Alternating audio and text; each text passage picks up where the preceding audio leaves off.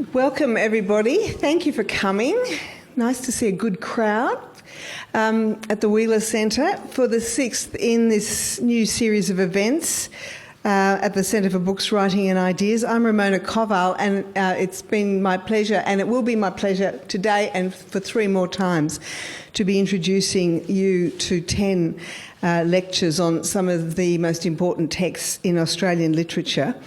We're here because of a sort of a failure of nerve and organisation of the universities to be teaching Australian literature in the way that they ought to, stimulated by a couple of students who last year found that they could get through 3 years of a literature degree at Melbourne University and not do one Australian poem or one Australian novel.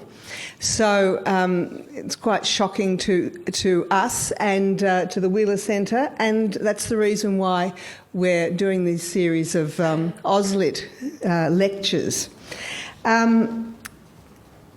The book we're examining tonight is Patrick White's 1957 novel Voss.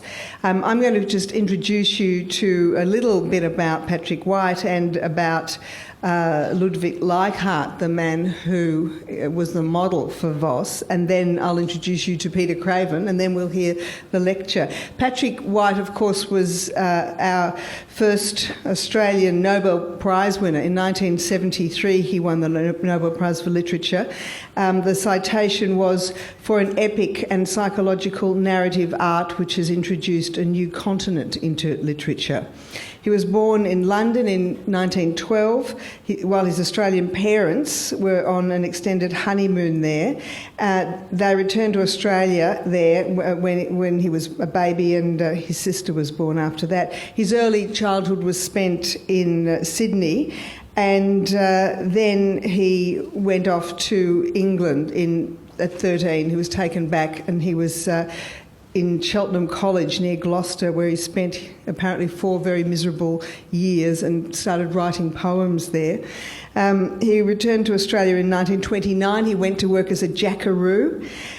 He went back in 1932 to England to read history at Cambridge and soon changed to modern languages. He went as often as he could to France and Germany to improve himself in those languages. And when he left Cambridge, he lived in London and wrote plays and fiction and poetry. He went to war. In 1941, he served in the RAF intelligence forces in the Middle East and Greece, where he met the love of his life, Manoli Laskaris, and he moved back with him to Australia in 1948. Voss, as I said, was published in 1957. It was his 5th novel. It was awarded the Miles Franklin Prize in 1958. It was made into an opera. A libretto was written by David Malouf, the Voss story continued to resonate. But anyone who's had anything to do with the heart of inland Australia knows how mysterious and mesmerising places there can be, and how filled with beauty and terror they are. Nicholas Rothwell, a current writer and North Australian correspondent for The Australian, often writes about the area and has written about his following the paths of people like Leichhardt.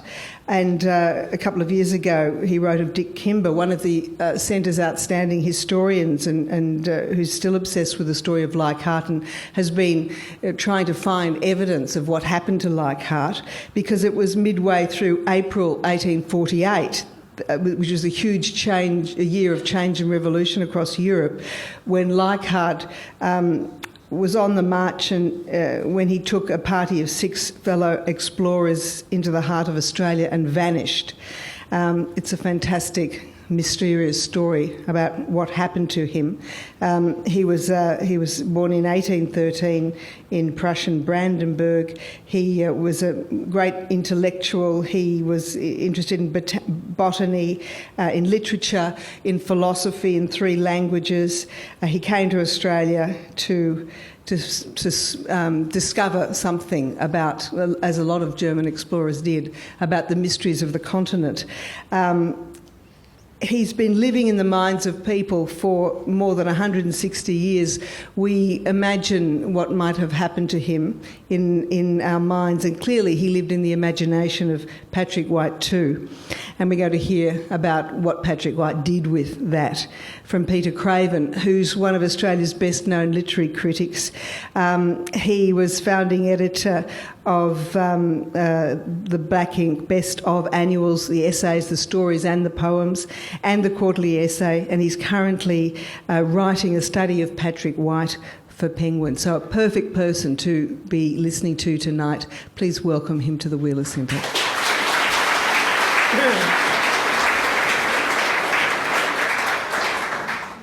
Hi.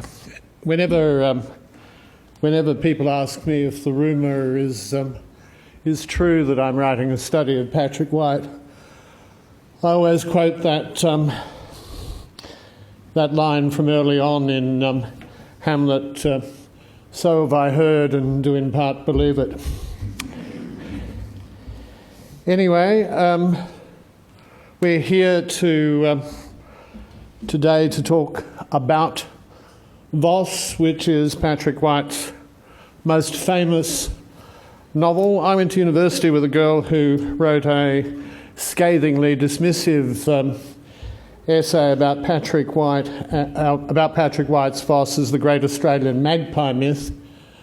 And rereading the book, I was surprised in the very last pages to discover textual evidence for Patrick's Leichhardt figure as a magpie. Anyway, Voss is the novel of Patrick White's which everyone has either read or wishes they've read. Patrick White is pretty universally accepted as the greatest of Australian writers, and that reputation antedates the Nobel Prize by quite a long time, and quite rightly. When as an arrogant, precious, Australia-loathing teenager, I first hit upon Patrick White, I was very uncharacteristically humbled by how good I thought he was. And I was amazed in the way that parochial teenagers are when they discovered that the whole world around them, the scent of the gums, the movement of hair, whatever, has been seen more deeply than they ever could when they were running around in nappies.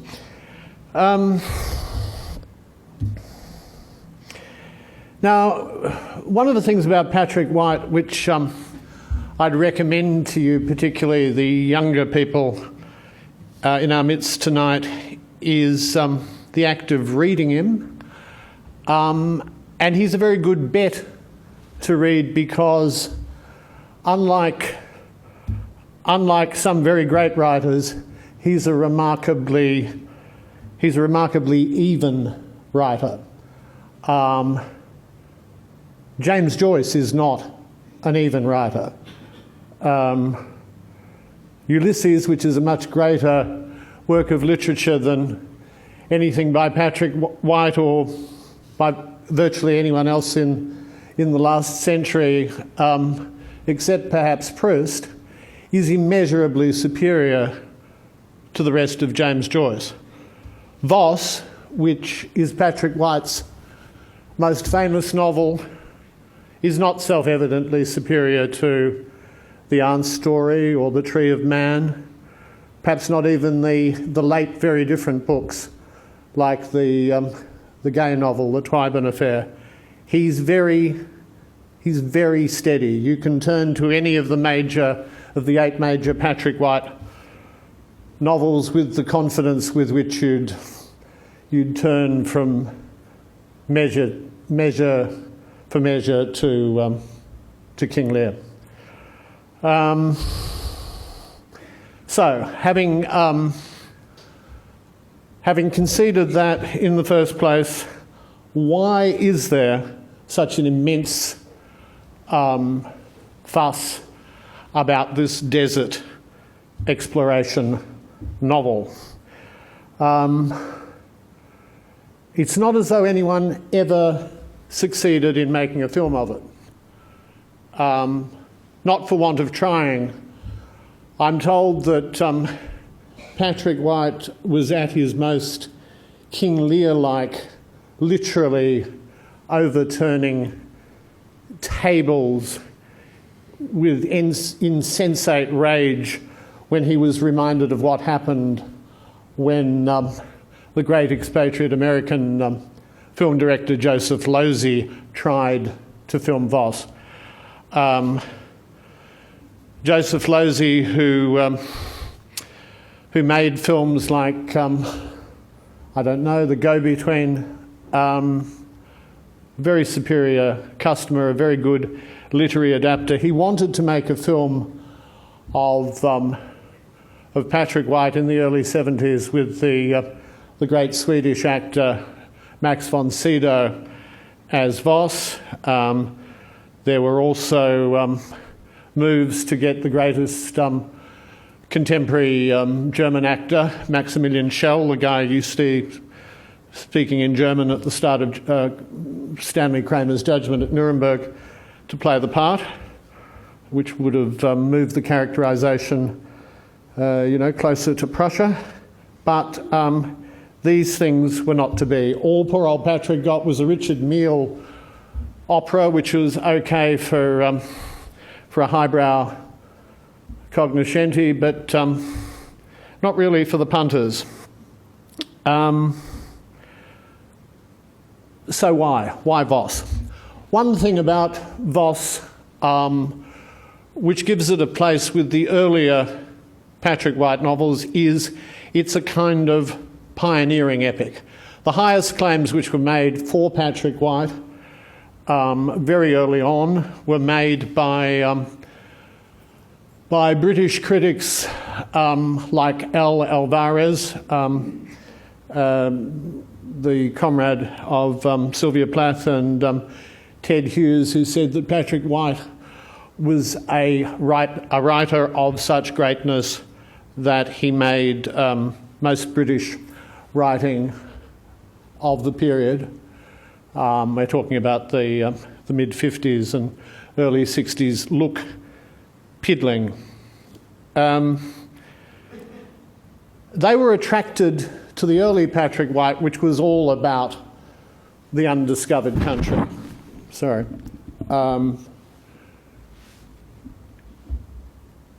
The bush novels, I suppose, like Tree of Man, which is famously a Genesis story.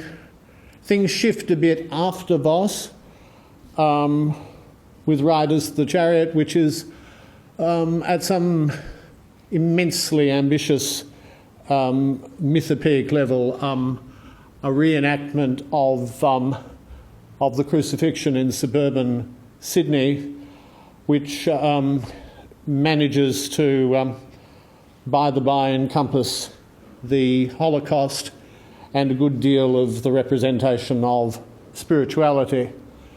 The leading figure in that novel is called Himmelfarb, heaven colour, if you recall your German, and he's a German Jew, and an opposite figure in many ways to the hubristic Voss.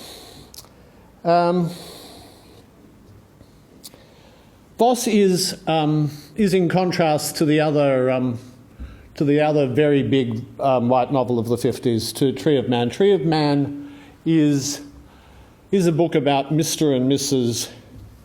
Everyman about Stan and Amy Parker, whereas Voss unfolds for us not only a tragic hero, but a tragic hero with a girlfriend. He's a troppo tragic hero. He's mad as a snake. He's a bit inclined to think he's God, and to make the representation of the love for the girl, a very dark, exalted but mutual love, even a bigger ask. It primarily happens at a level of telepathy. Voss is off excruciating himself in the centre. Laura Trevelyan is sitting in her stately home. They write letters. Most of the letters don't get delivered, but nevertheless they have the deepest kind of love, very Germanic love, if you like, because it's a Liebestod. It's a love and death affair. It's a love as death affair. Now, I don't know how we're supposed to talk about this book interpretively. I suppose you could, in some sense, see it as an allegory of Patrick White having to define himself as an Australian writer. And yes, Voss is a German, as Leichhardt was a German, and this allows Patrick great shades of Schopenhauer and premonitions of Nietzsche. Incidentally, it allows him to do that at the least propitious moment in human and literary history. 10 years after the Second World War, we've got this crowd running around Australia with with the grandest crypto-fascist uber alles intimations of doom and glory. Nevertheless, it works.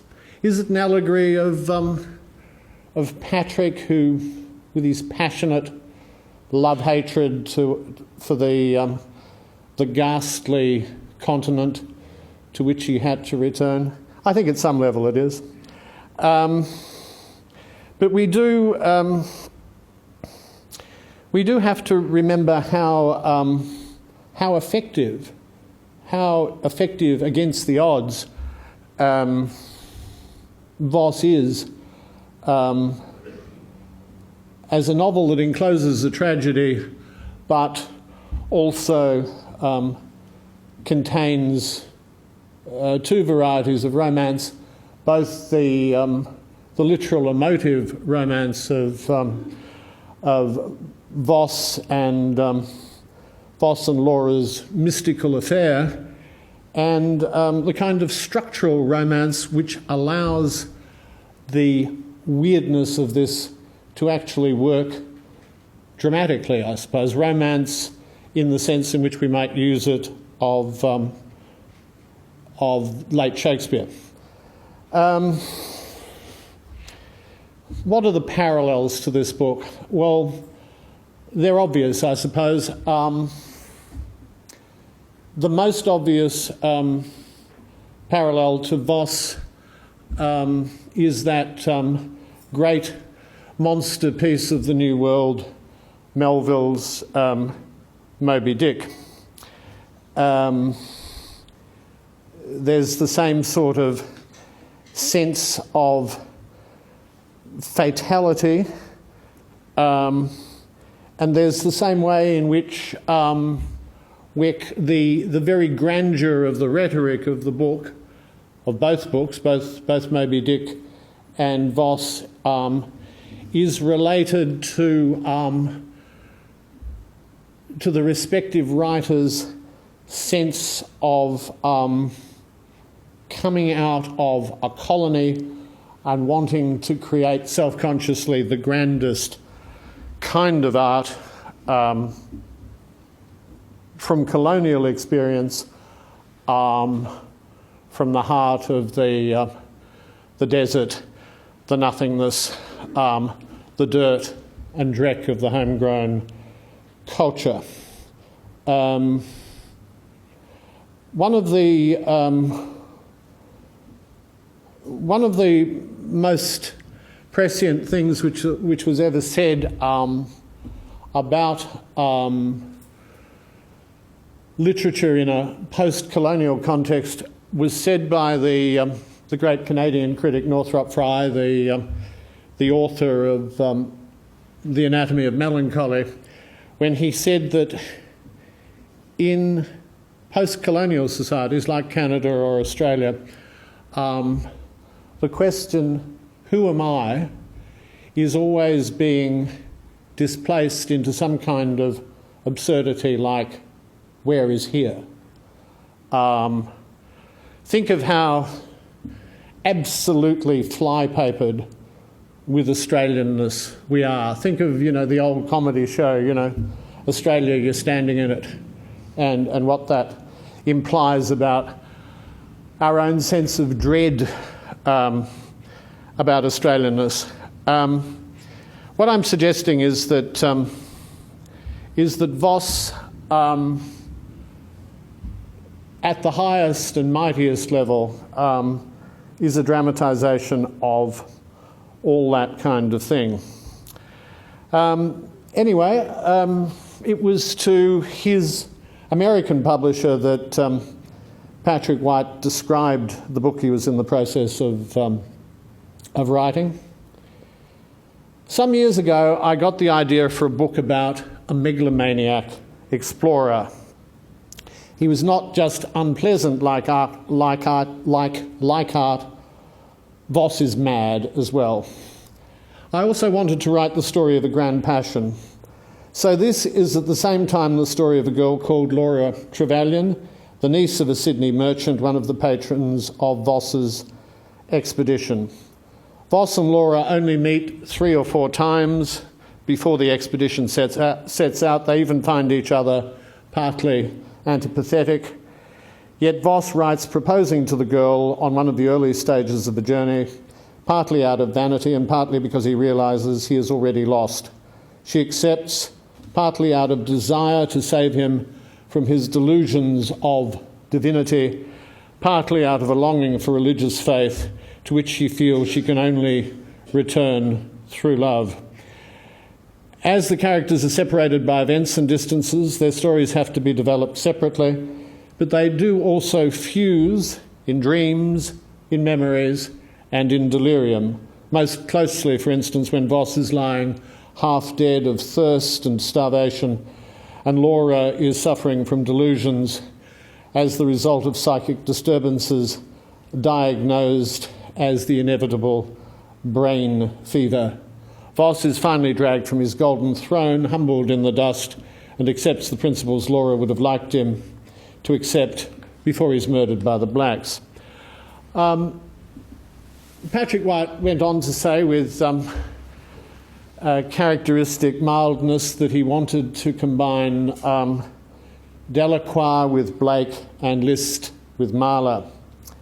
It's a vivid and sharply focused description for a writer who was always inclined to say that when he chanced to look at one of his novels, he had no idea what was going on or who, in the name of God, could have written this stuff. So let's look at a bit of Voss itself right at the outset,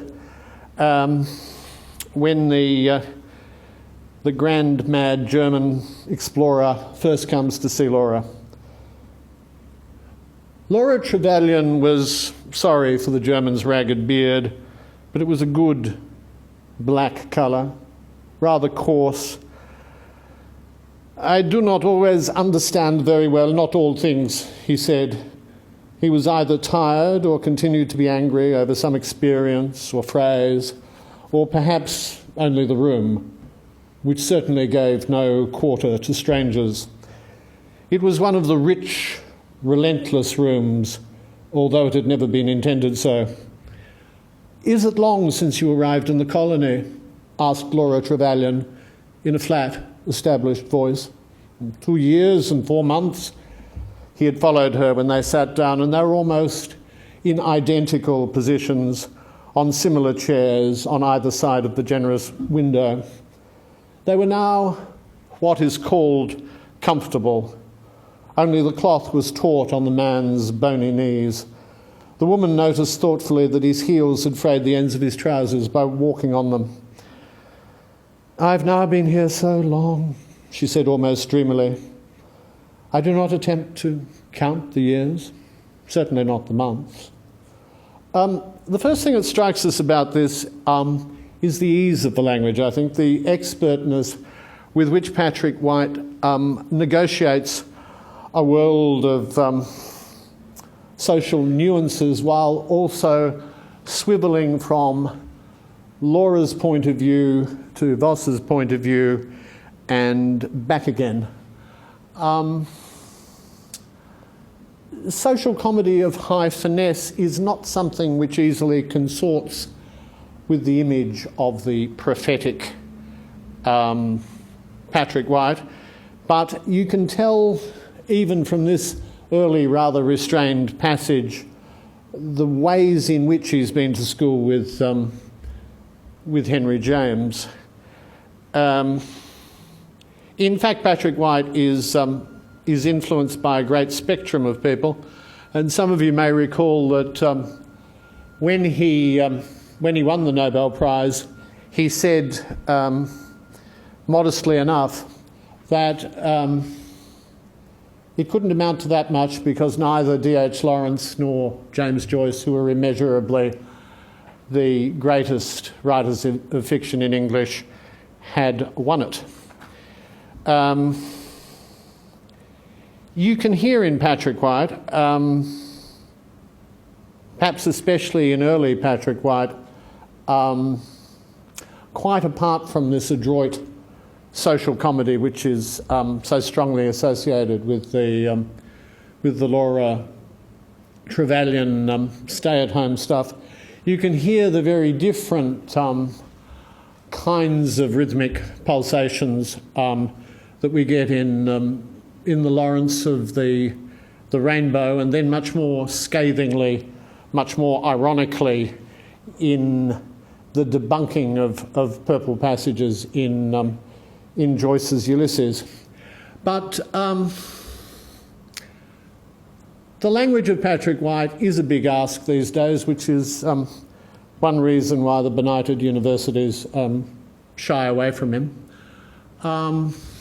You'll recall 5 or 6 years ago, before Fred Skepsey embarked on what turned out to be his very fine film, The Eye of the Storm, that the Australian newspaper, those perennial troublers of the Commonwealth's peace, sent a chunk, an early chunk of The Eye of the Storm to the most eminent publishers and agents in the land. I believe, you know, it even penetrated as far as the portals of the hallowed text, and no one could come at it. Now, that's partly a convenient hallucinatory fiction, because a text, at least, I'm sure the reason why they couldn't come at it was they didn't get round to looking at it. But I mean, various other literary eminences, the great Lynn Tranter, etc., saw it and saw nothing. Why? Well, one reason why, I think, is that that kind of reservoir of resonances which derive at several removes from the likes of Lawrence and James Joyce are not part of the argot of contemporary fiction, whereas they were very much 50 or 60 years ago. It's funny to look at the fiction which is contemporary with Patrick White's and see what he shares with various people he seems to have nothing in common with. That would be true of someone like Angus Wilson, I think, in in a novel like Anglo-Saxon Attitudes, if you want to think of a novel which you will inevitably know better, he's got things in common with the William Golding of Lord of the Flies. All that sort of luxuriant imagery, that overt canopy-hung kind of symbolism, that metaphorical luxuriance. Fiction did not, in English, keep on with that kind of stuff to any huge extent. And that kind of writing is richer. I don't say it's better, but it's richer than the more influential strain in prose fiction, which would be represented, say, by the later Graham Greene. This is not worth belabouring too much, but it's part of the dragon at the gates with Patrick White. He's much more richly textured than people of 20 or 25 are used to finding in a novelist, including the most serious kind of novelist. And it's to our eternal shame as a nation that we haven't insisted on Patrick White's novels being centrally canonical so that people can read them in the way they read Lord of the Flies. Anyway, here's a bit of the book. Close to the end of Voss's part of the story, when he knows the Aborigines will kill him. The white man was stirring like a handful of dry grass. He was remounting his horse. In his feebleness, or the dream that he was living, as he was hauling himself up by the pommel, he felt the toe of his boot slither from the stirrup iron. He felt some metal, undoubtedly a buckle, score his chin for a very brief moment of pain before he was back standing on the ground. It was an incident which, in the past, might have made him look ridiculous, but the black men did not laugh. Then Voss, behaving more deliberately, succeeded in seating himself in the saddle, swaying and smiling. The blood which had begun to run out of his chin was already stanched by the dry atmosphere and the flies sitting on the crust of blood. Even so, the woman had ridden closer to him and was about to make some attempt to clean the womb. "Lass mich los," he said abruptly, even rudely, although the rudeness was intended rather for himself. It's very dense, elliptical, poetic expressionism, isn't it? The white man was stirring like a handful of grass. It's over the top. It's overworked. It's far from a perfect, clean prose, but it is the basic idiom for one of the greatest books we have. A great book, a great dramatic book. What I would argue if I was in the highest Sanhedrin of literary evaluation, that all but archaic activity, is that Patrick White is not as good as Proust or Joyce. He mightn't quite hold a candle to Thomas Mann or Robert Musil, but he's at least as good as the second 11, and the other characters don't make an 11 by any means. One hand, I'd say. He's as good as Nabokov. He's as good as Beckett. He's as good as Faulkner. Like Beckett, he had a great dramatic imagination, though unlike Beckett, he didn't write great plays. But novels like Voss are intensely dramatic in a traditional way which is at least equal to the dramatic imagination of the author of Godot or Endgame. What have we got in Voss? We've got a flawed hero in the most old-fashioned Manning Clark mode. we've got a hubristic hero who thinks he's God and wants to mutilate the God inside himself to find out what the hell is going on and if there is any heaven apart from hell. You can see why they wanted Max von Sydow and Maximilian Schell. I always think it's funny that the old Sid Nolan line drawing that adorned first the hardback and then with a black background, it was like a negative of the original sketch. The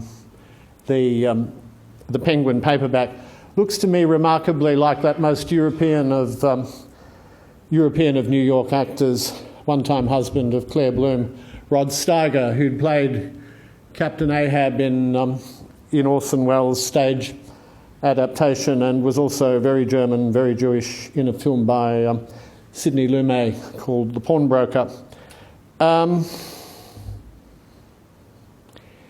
It's a terrific idea, and it's a colossally obvious idea.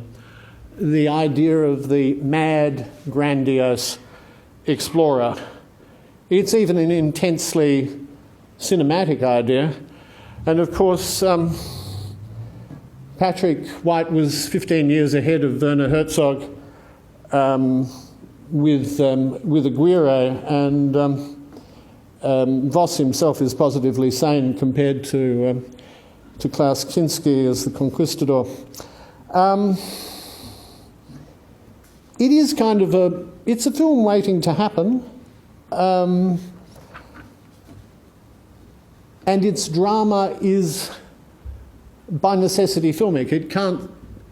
You could not with any great ease do Voss on stage, even though it is, as much as the four great novels of Dostoevsky, a work of the dramatic imagination. Something extraordinary happens in this book, and it happens because of the girl. Somehow the registration of the finesse of the social Sydney scenes with Laura Trevelyan seems to have caused an immense kind of empowerment in the very opposite Sturm und Drang, blood and iron stuff in the desert. Voss is a pretentious book. It's a very Baroque book, but it's also a profoundly moving book. And it's moving partly because of the variegation of all its idioms. Remember the simple boy, the slow boy, the Aussie boy in Voss, Harry Robarts, whose heart belongs to Voss as surely as the fool's heart belongs to Lear. Right at the end, they know the blacks are going to kill them, and Harry says, "Lord, will you not save us?" "I am no longer your lord, Harry," said Voss.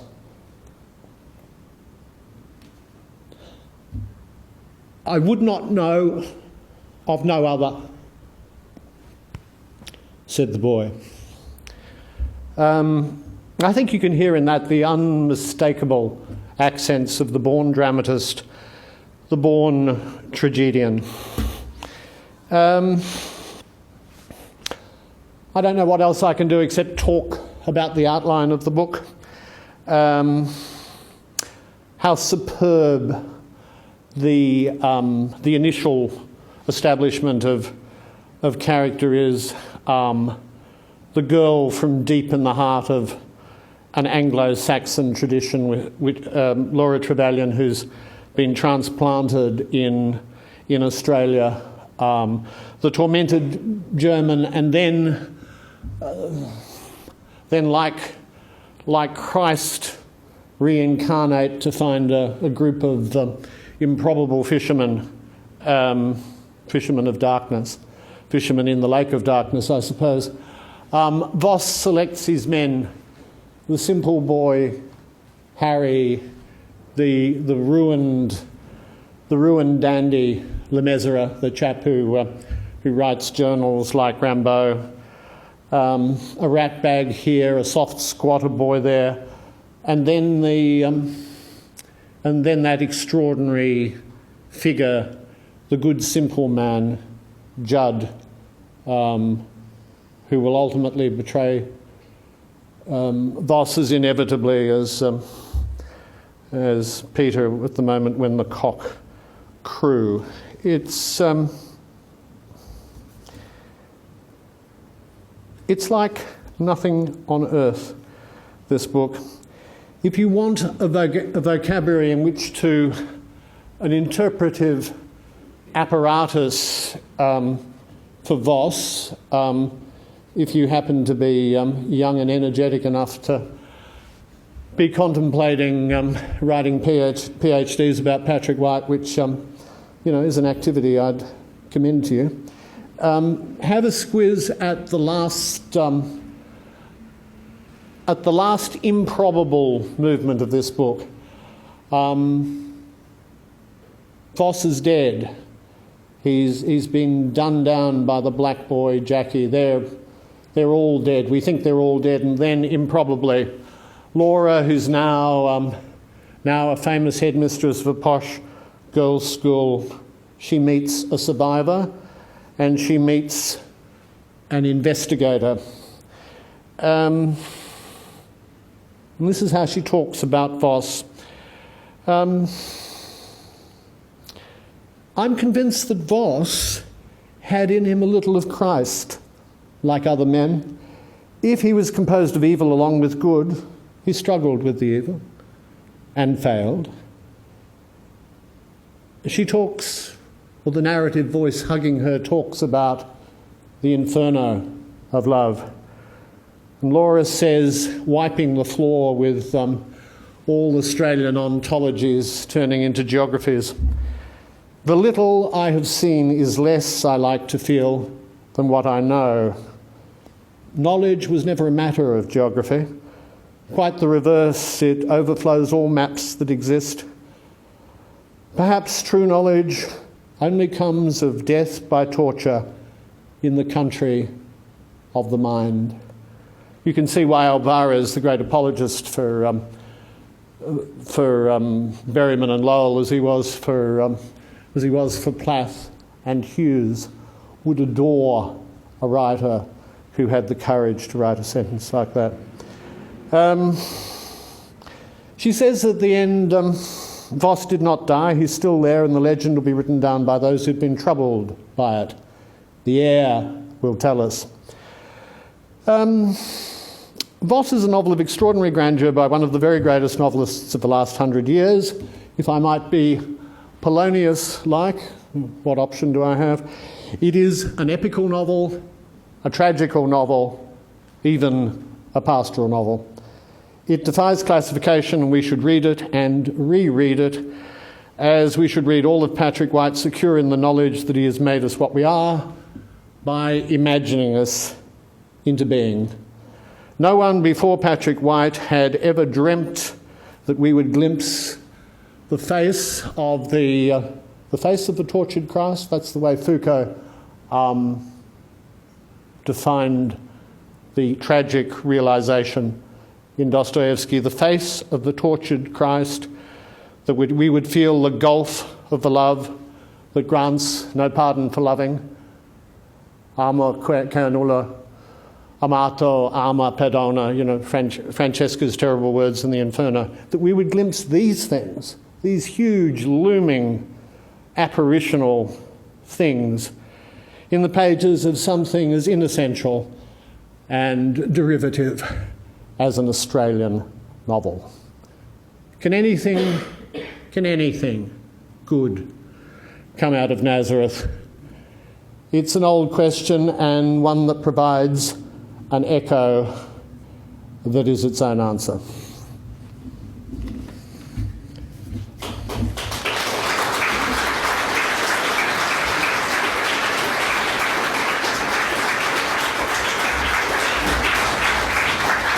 you so much, Peter. We've got time for some questions, and the people with the microphones are just along the sides. Put your hands up, and then you'll get a microphone handed to you, and then we can hear what you've got to say. Don't be shy. Yes, there's a hand up there. I was wondering, there was a line that Laura wrote in one of the letters to Voss, and she's writing after the death of Rose, and she says that she feels she understands this great country because Rose has been buried, that she's part of the earth now. It seemed to me that was summing up something that many Australians perhaps feel, a sense of belonging. It's not until there's a war or people have died for a country, perhaps. So was White, do you think, writing as well about what it means to be Australian, how we fit in this country, how we belong to it? Because in the beginning, too, he mentions that the early colonists saw Voss as a foreigner, which was strange, considering the length of time the British had been in this country. So would you like to make a comment about that? I think Patrick suffered quite a lot for thinking he could only fit into Australia. In David Marr's very fine biography, he says that before the war, Patrick White acted like and looked like a London barfly. At some stage during the war, the iron went into his soul. He met and fell in love with Manoli Lascaris, and Marr says he came back to Australia with the indomitable face of an Australian pastoralist. Like, you can see it in the photos from the mid-40s. Patrick White doesn't look like a soft-faced young fag. He looks like Malcolm Fraser. He looks like John Stanton. He's got that staring, proud, blue-eyed arrogance. And William Faulkner said once that to write well about a country, he was at a... Faulkner is, of course, a very parallel figure to Patrick White because... And they each even have territories. Patrick White's got his sarsaparilla where his, alas, humourless versions of Edna Everage run round like witches. And Faulkner had his, Yop Napa Torpa County. And there's a story in the American critic Leslie Fiedler, The Love and Death Man, where he's not sure whether he dreamt it or not, but... he was in Mississippi or something, and some lady in the audience said, "Oh, Mr. Faulkner, you do love Mississippi, so is that what we need, to be writers?" And Faulkner said, "Madam, to be a writer, you must hate where you come from the way a man sometimes hates his own wife." And Patrick White was not sentimental about Australia. He loathed it with a deep inward sense of longing. What's the phrase in Shakespeare in The Winter's Tale? With a woman's longing. Are you saying that his love for Manoli changed him, made him... I think he loved Manoli so much, and he knew he was on to a good thing so much that he thought he could stand even Australia in Manoli's company. But, the stories about Manoli... Manoli seems to have been a deeply worldly man, and I remember Barbara Mobbs saying, Patrick White's agent, very distinguished lady, saying that whenever Patrick was saying that they should emigrate to Adelaide because, the Adelaide Festival and John Tasker were performing his plays with a passion and dedication that Sydney could not rival, Manoli would say, "Oh, no, not Adelaide, Patrick, too small, not nearly enough people to hate."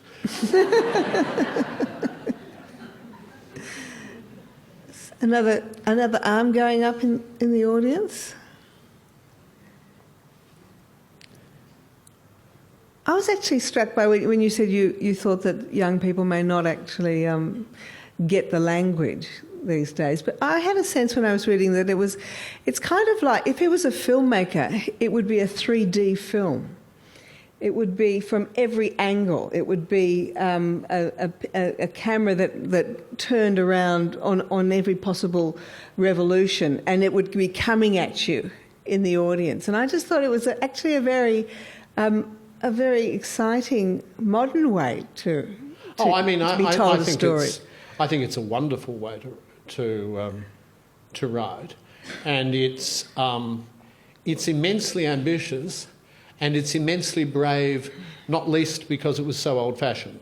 You know, I mean, a lot of people thought that, Joyce and Proust had wrung the neck of the novel.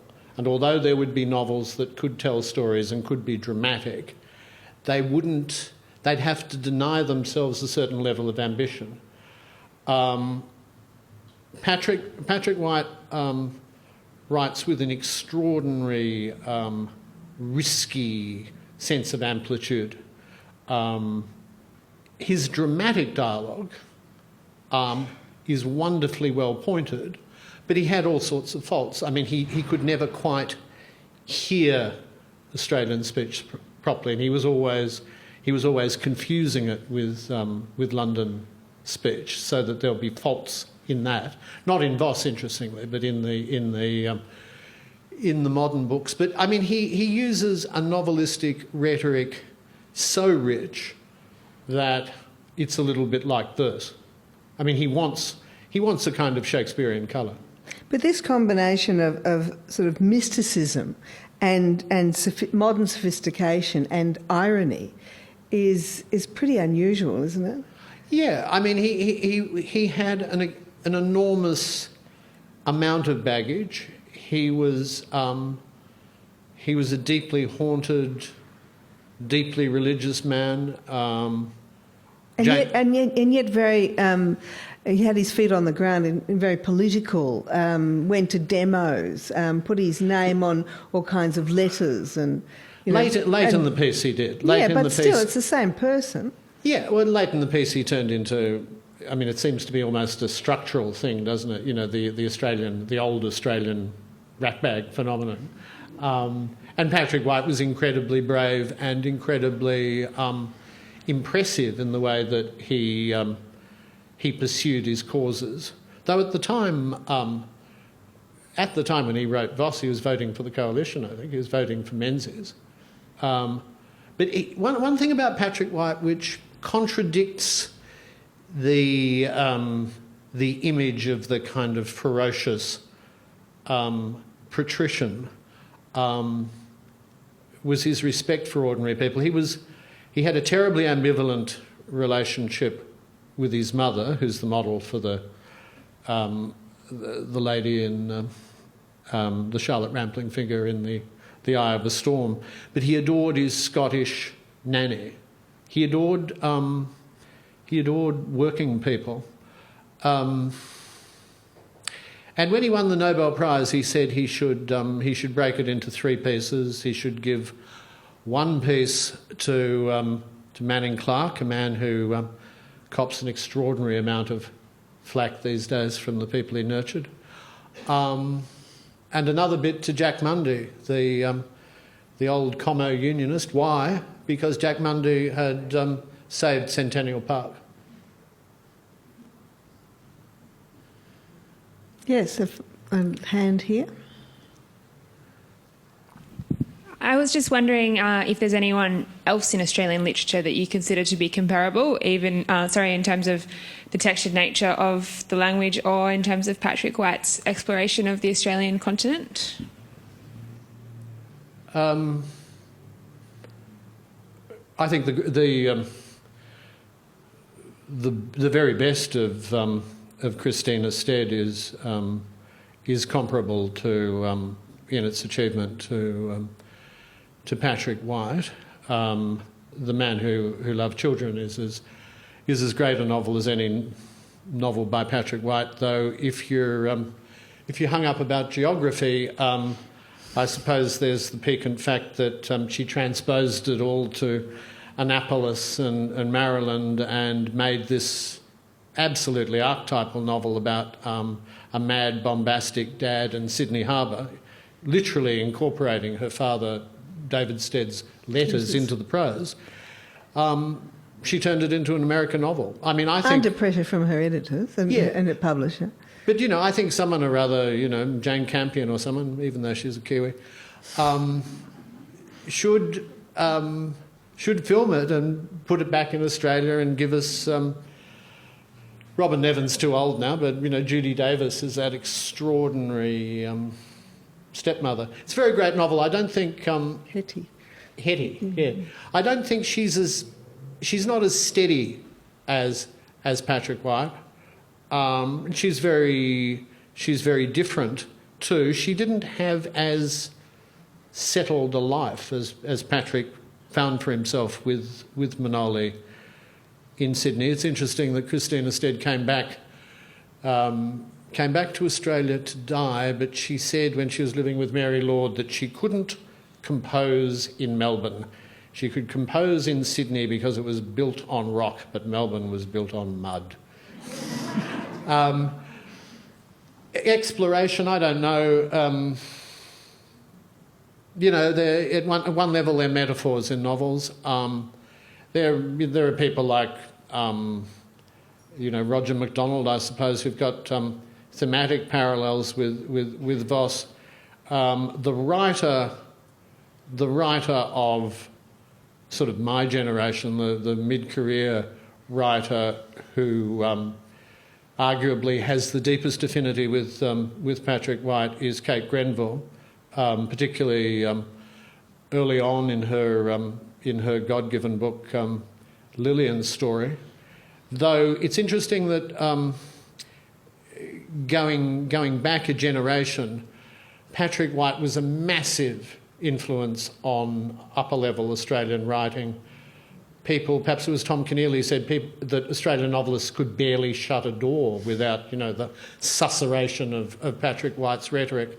And if you want the high watermark of that, it would be in things like Keneally's first convict novel, which is some kind of masterpiece, I suppose, Bring Larks and Heroes, is very much a book that comes out from under Patrick's mantle. So probably is The Chant of Jimmy Blacksmith. It's interesting, you know, I'm sure there'd be a lot of theorists of Aboriginality or whatever who'd give Patrick a lot of stick, but one of the central mystical characters in Riders of the Chariot is an Aborigine, and the Aborigines are presented with kind of a sort of monumental power and dignity in Voss, I think.